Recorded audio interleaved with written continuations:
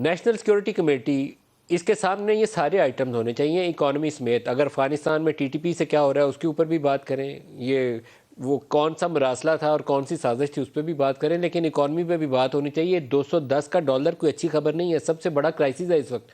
ہمیں اس سے نکلنا کیسے ہے؟ ان کیمرہ سیشن میں آپ ساری سیاسی جماعتیں بیٹھیں اور اس کے اوپر بریف لیں حکومت سے کہ بتائیے کہ آگے کیسے بڑھنا ہے. ملک صاحب، ایک میں تھوڑا عرض کر دوں. مولانا میرے چھوٹے بھائیوں کی طرح ہیں اور بڑے مجھے عزیز ہیں، لیکن میں بڑے واضح الفاظ میں کہہ رہا ہوں اور میں اپنی بات سے ایک انچ بھی ادھر ادھر نہیں ہلوں گا.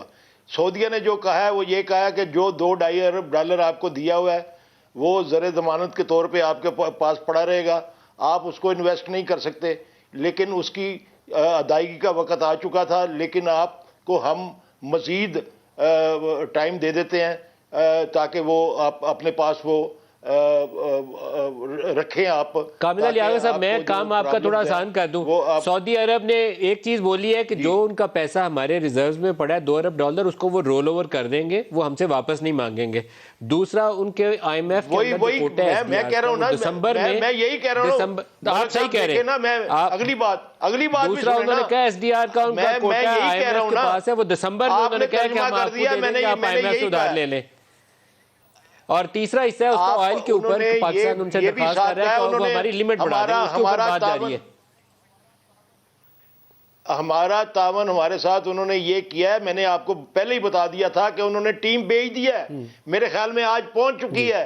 وہ 8-10 دن یہاں پہ رہے گی، فیزیبلٹی دیکھے گی، جہاں پہ انویسٹمنٹ ہو سکے گی ان کے لیے فیزیبل ہوگی تو وہ انویسٹمنٹ کا انہوں نے اندیا. لیکن ہماری مجبوری تو کیش ہے، ہمارے پاس ڈالر ہوگا تو ہم آگے چل سکیں گے.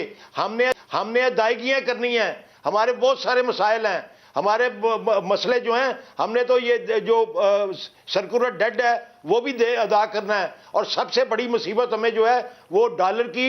ملک صاحب آپ یاد رکھیں، سب سے بڑا عذاب جو ہے پیپلز پارٹی نے اور نون لیگ نے اس قوم کے اوپر، اس قوم کا گلا جو دبایا ہوا ہے وہ کیپیسٹی پیمنٹ ہے. یہ آئی پی یوز جتنے آئی پی پیز ہیں ان کے کیپیسٹی پیمنٹ ہمارا مسئلہ ہے، اور پھر ان کی ادائیگی ڈالر کے اندر کرنے کا جو پابندی ہے وہ ہمارے لیے مصیبت بنی ہوئی ہے. ورنہ ہم اپنے وسائل سے اس جگہ پہ نہیں پہنچتے تھے کسی صورت میں جہاں پہ سری لنکا پہنچا ہوا ہے.